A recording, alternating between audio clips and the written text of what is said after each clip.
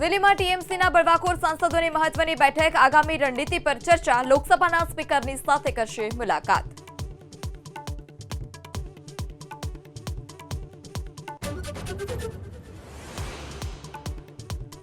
રાજ્યના ખેડૂતો માટે માઠા સમાચાર મોન્સૂનનો ફ્લો નબળો હોવાથી ચોમાસાના આગમનમાં વિલંબ થઈ શકે છે 7 દિવસ રાજ્યમાં હળવા વરસાદની આગાહી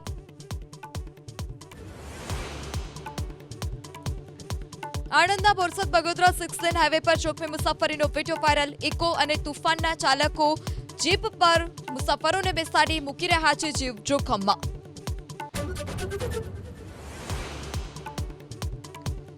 ગુજરાત રાજસ્થાનના લોકોને ટૂંક સમયમાં મળશે નવી ટ્રેનની ભેટ રેલવે મંત્રી અશ્વિની વૈષ્ણવ બિકાનેર સાબરમતી ટ્રેનને આપશે લીલી ઝંડી